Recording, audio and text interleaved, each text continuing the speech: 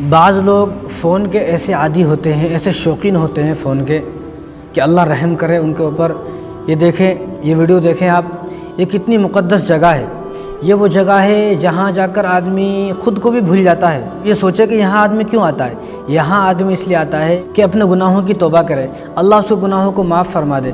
حجر اسود کا بوسہ ہے، مقام ابراہیم پر نماز پڑھنا ہے، اور بیت اللہ شریف کا طواف کرنا ہے، اور صفا ہے، مروہ ہے، سعی ہے۔ اتنے سارے کام آدمی صرف اسی لیے کرتا ہے کہ اللہ مجھے جہنم سے آزاد فرما دے، میں بڑا گنہگار آدمی ہوں۔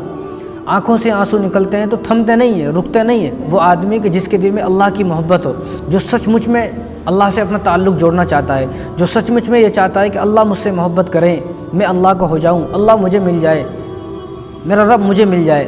لوگ یہاں پر کیوں جاتے ہیں؟ اپنے رب کو حاصل کرنے کے لیے، اپنے رب کو پانے کے لیے، اپنے رب سے اپنا رشتہ، اپنا تعلق مضبوط کرنے کے لیے لوگ یہاں پر جاتے ہیں۔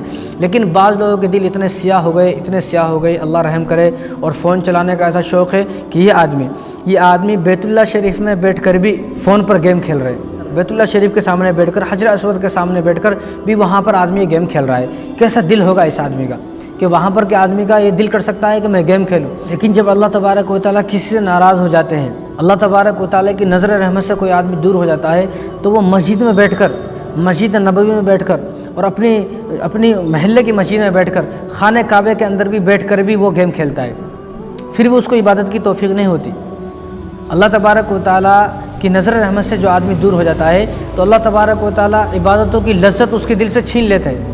عبادت تو کرتا ہے لیکن عبادت کرنے میں مزہ نہیں آتا، نماز تو پڑھتا ہے لیکن نماز پڑھنے میں مزہ نہیں آتا، قرآن تو پڑھتا ہے، قرآن پڑھنے میں مزہ نہیں آتا۔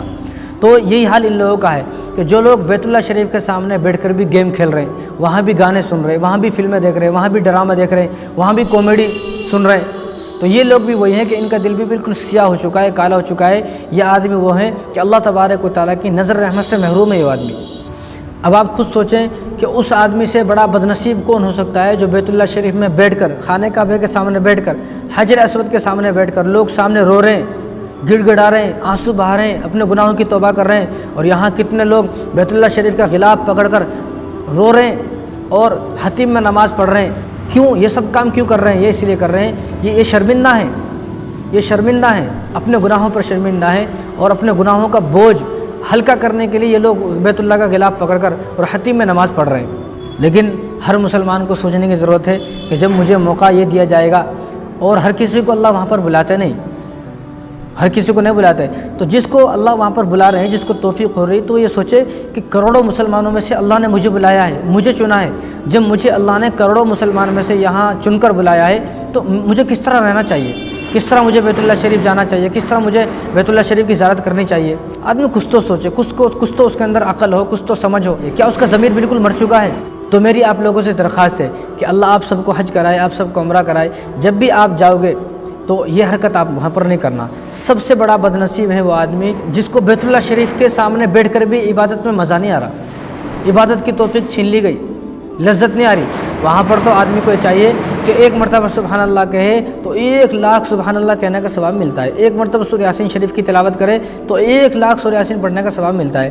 تو جب وہاں پر اتنا زیادہ ثواب ملتا ہے تو وہاں پر ان کاموں کو کرنے کی کوشش کرے۔ اور بیت اللہ شریف کی فضیلت تو یہ ہے کہ جو آدمی بیت اللہ شریف کو پہلی مرتبہ دیکھتا ہے، پہلی مرتبہ اس کی نظر بیت اللہ پر پڑتی ہے، تو وہ جو دعا مانگتا ہے اللہ تبارک و تعالیٰ اس کی اس دعا کو ضرور قبول فرماتے ہیں۔ اور رسول اللہ صلی اللہ علیہ وسلم نے ارشاد فرمایا کہ من حج للہ فلم یرفث ولم یفسق رجع کیوم ولدتہ امہ، جو حج کرے اللہ کے لیے، اللہ کی رضا کے لیے یہاں پر آئے اور کوئی گناہ نہ کرے، کوئی الٹے سیدھی حرکت نہ کرے، رجع کیوم ولدتہ امہ، جب یہاں سے لوٹے گا تو اپنے گناہوں سے ایسا پاک ہو جائے گا جیسا کہ آج ہی اپنی ماں کے پیٹ سے پیدا ہوا۔